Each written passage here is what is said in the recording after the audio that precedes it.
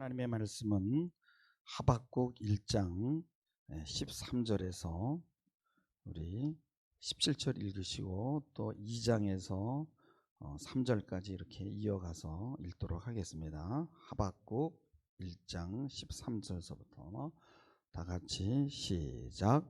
주께서는 눈이 정결하심으로 악을 참아보지 못하시며 패역을 참아보지 못하시거늘 어찌하여 거짓된 자들을 방관하시며 악인이 자기보다 의로운 사람을 삼키는데도 잠잠하시나이까.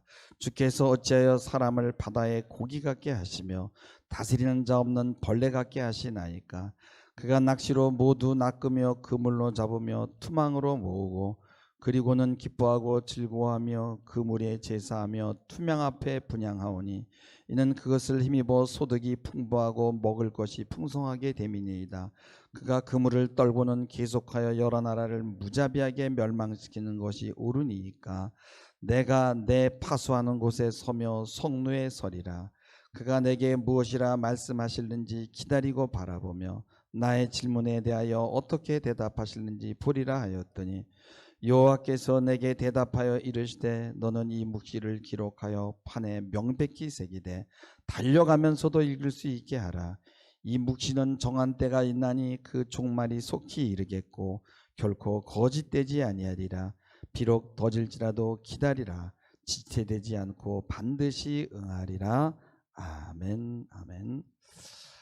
우리가 삶 속에서 직면하는 문제는 하나님이 정말 살아계시다고 하면서 왜 이렇게 이런 일들이 일어나는가? 정말 하나님은 살아계신 것인가? 하나님은 왜 이 땅에서 일어나는 악에 대해서 구경만 하고 계시는가?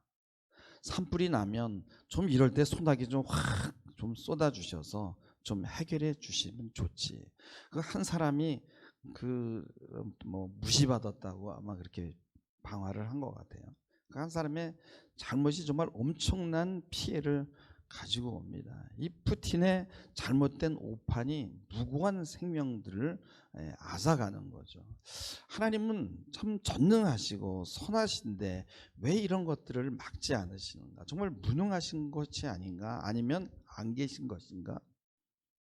그래서 도스토옙스키의 까라모조프의 형제들에서 그 이반이 이렇게 고백을 합니다.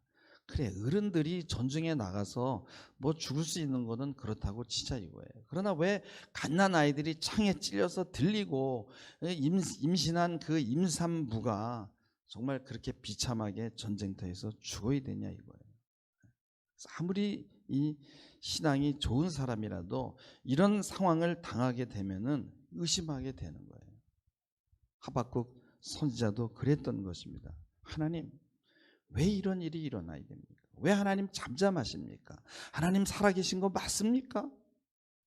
그래서 오늘 13절에 말씀합니다. 주께서는 눈이 정결하심으로 악을 참아보지 못하시며 패역을 참아보지 못하시거늘 어찌하여 괴위한 자를 방관하시며 악인이 자기보다 의로운 사람을 삼키되 잠잠하십니까?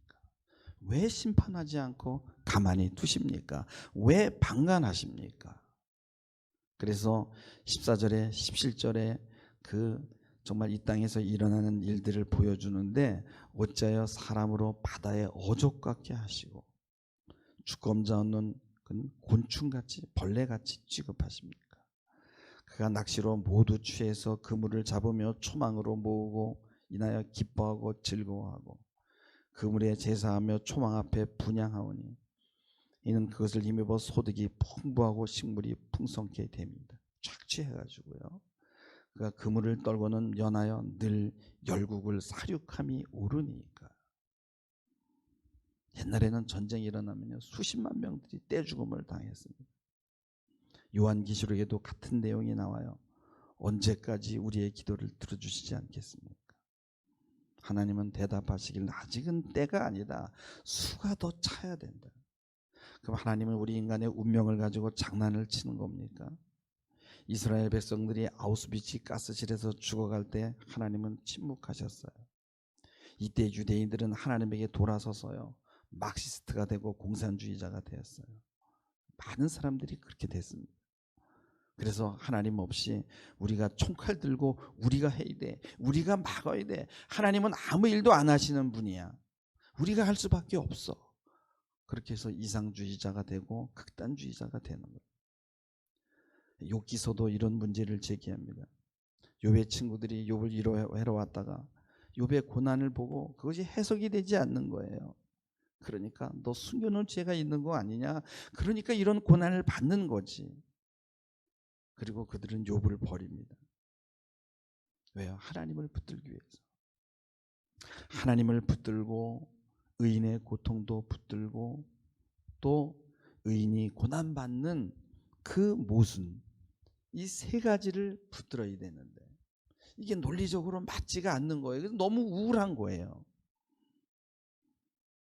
인간을 붙들고 하나님을 버리고 부조리도 버려버리면은 휴머니스트가 됩니다. 그리고 하나님을 붙들고 역사의 모순과 인간을 버리게 되면은, 그러면은 강도 만난 자를 피하여 도망간 제사장이 되는 거예요. 인류의 역사는 항상 모순이 있고 고난 당하는 자가 있고 그리고 하나님이 살아계시다라고 말하는 거예요. 이걸 어떻게 봐야 되냐 이겁니다. 그래서 오늘 하박국 선지자는 하나님께 지금 답을 얻으려고 그러는 거예요. 그래서 파수하는 곳에 서서 성루에 서서 하나님이 내가 무엇이라 말씀하시는지 1절에 보면 내가 기다리고 바라보며 내 질문에 하나님이 어떻게 대답하실지 내가 보리라. 하나님은 뭐라고 할까? 궁금하다. 그래서 2절 3절에 보니까 대답하여 가라사대 너는 이 묵시를 기록하여 판에 명백히 새기되 달려가면서 읽을 수 있게 하라는 거예요. 그리고 이 묵시는 정한 때가 있는데 그 종말이 속히 이르겠고 결코 거짓되지 아니하리라. 비록 더딜지라도 기다리라. 지체되지 않고 반드시 응하리라. 하나님의 시간과 우리의 시간은 달라요. 더딜지라도 기다리라는 거예요. 우리는 너무 지칩니다. 우리가 볼 때는 너무 답답해요.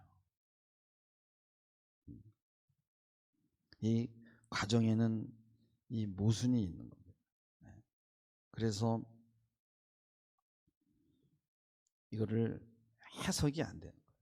근데 정한 때가 돼야만 그때 해석이 될 수 있는 거예요.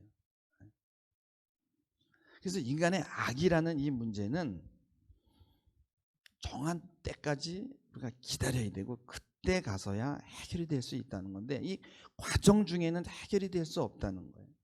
그래서 이 과정 중에 있는 이 역사의 이 불가해성, 이 불투명성을 우리더러 받아들이는 거예요. 근데 그게 논리적으로 딱 맞아지도록 설명을 할 수가 없는 거예요. 이것을 딱 맞아 들어가게 설명할 수 있는 것이 바로 그렇기 때문에 이단이 되는 거예요. 그리고 이것을 딱 맞추려고 하다가 전쟁이 일어나는 거예요. 내가 해결해야 돼. 하나님의 때가 있다는 거예요. 기다리라는 거예요. 그리고 역사에서는 반드시 이것들이 하나님의 응답으로 그 때가 돼서 정리가 되었어요. 하나님은 마냥 두지 않아요. 근데 우리는 답답하고 급한 거예요. 그래서 신앙이라는 것은 그럼에도 불구하고 실족지 않고 기다리는 거예요. 약속을 붙들고 하나님이 반드시 하신다는 믿음을 놓지 말라는 것이에요. 이것을 넘어가게 되면은 우리는 하나님을 버리게 되는 거예요. 신앙을 버리게 되고 내가 해야 되는 거예요. 그리고 내가 인간을 더 사랑하게 돼요. 그래서 휴머니스트가 되는 거예요. 하나님 없이 내가 할 수 있다고 하면은 이상주의자가 되는 거예요. 극단주의자가 되는 것입니다. 하나님의 시간과 우리의 시간은 달라요. 기독교는 항상 그래서 종말 사상을 가지고 들어와야 되는 거예요. 이 세상에는 악이 있을 수 있고요. 그 악이 마지막 종말까지 이어지고요.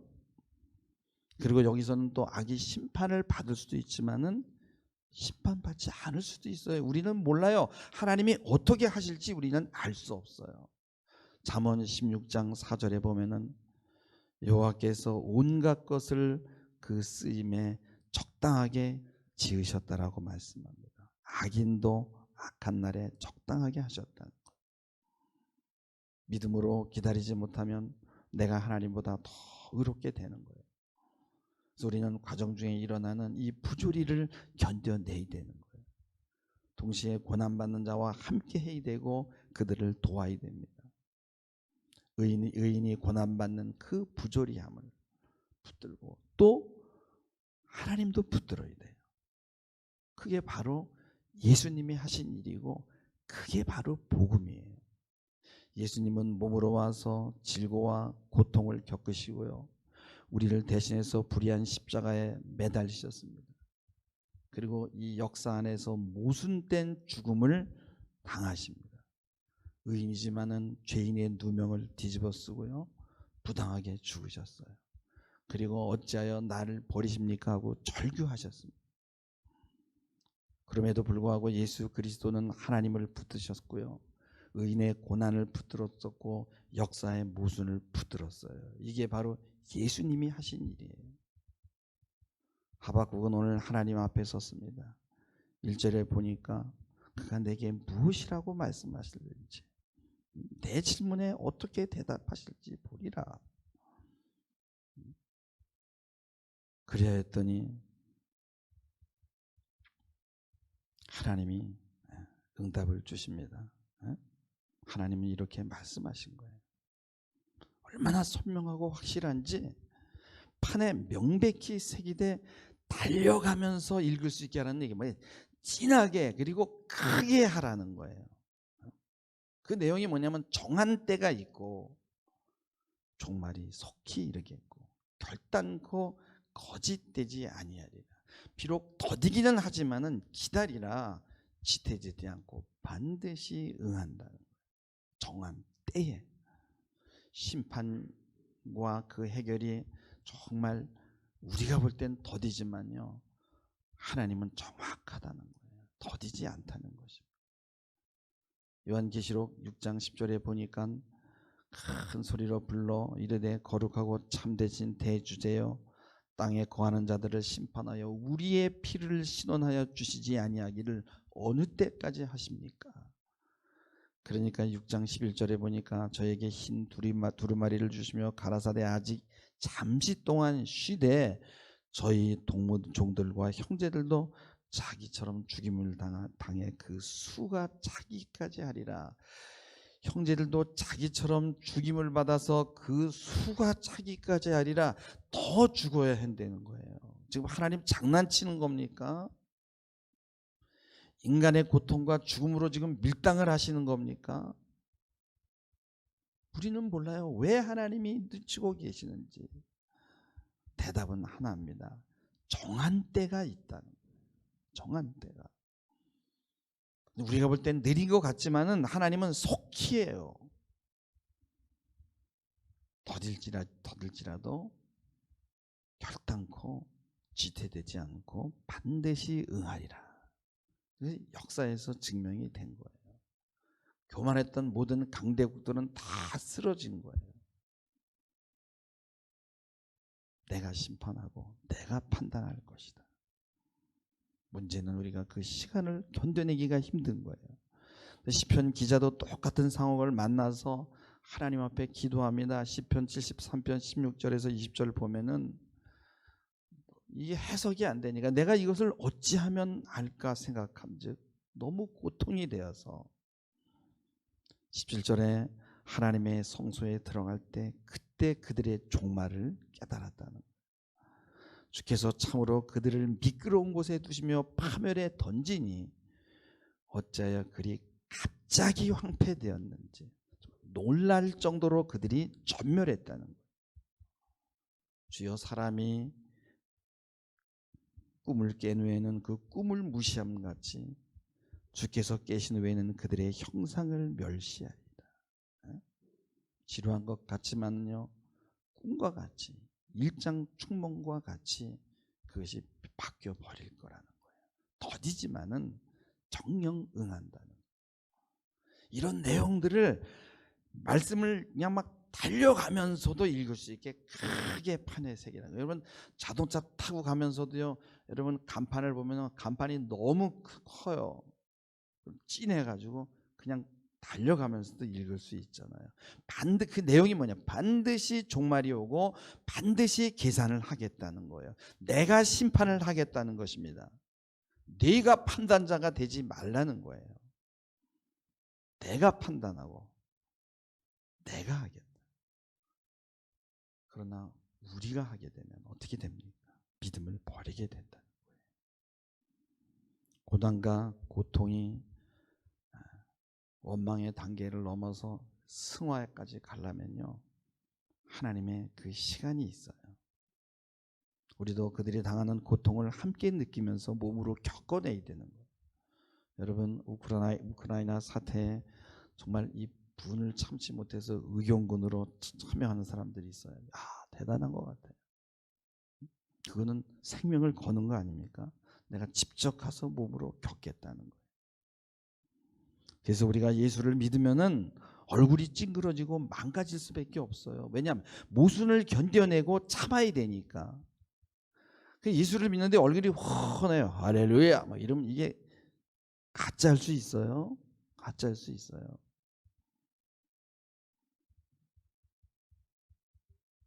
하나님과 고난받는 인간과 악의 현존, 이 세 가지를 다 붙들어야 되니까 예수님처럼 그 몸으로 질고와 강고를 겪고 그리고 십자가에 매달리고 불의한 죽음을 당하시는 모순된 그런 것들을 몸으로 다 겪어야 되는 거예요.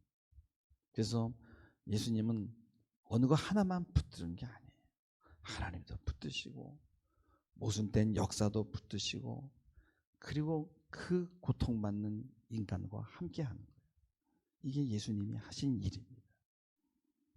그래서 부조리라는 건 뭐냐? 과정상에서 일어나는 거예요. 그리고 우리는 물론 그것을 해결하려고 노력해야 돼요. 근데 우리는 아무리 잘해도 부분이에요. 우리는 하나님의 뜻을 할 수 없어요. 처음과 나중을 알 수가 없어요. 말할 수 없어요. 인간의 지혜를 가지고 이 세계의 현실, 그 다음에 하나님의 계획을 다 답할 수가 없는 거예요. 주님도 답하지 않았어요. 그냥 들어오셔서 몸을 입고 이 땅에 오셔서 그 모순을 감당했어요. 인간의 죄 때문에. 고난받는 사람들은 왜 내가 이 고생을 해야 되는가 울부짖습니다. 우리가 그들과 할 수 있는 일은 그들과 함께 있어주고 옆에 있어주는 거예요. 기도해주고 또 그 이외의 것을 도울 수 있어야 되는 거예요. 고난받는 자를 해석하면 안 돼요. 욥의 친구들은 욥의 고난을 해석하다가 결국은 욥을 버린 거죠. 하나님을 버릴 수 없습니다. 여러분 삶 속에서 삶의 모순에 고뇌하는 태도가 바로 옳은 것이에요. 해결할 수 없습니다. 모르겠습니다. 그래서 우리는 기도하면서 고난받는 자와 함께 하는 거예요. 우리의 힘으로는 온전히 해결할 수 없어요. 기도하면서 최선을 다할 뿐입니다. 그리고 고통받는 자와 함께 하는 거예요. 왜 주님이 그 시대에 가난한 사람과 고난당하는 사람과 함께 하려고 했는가? 예수님은 그 시대의 모순과 그 눌린 사람들, 그들의 고뇌를 이해했습니다.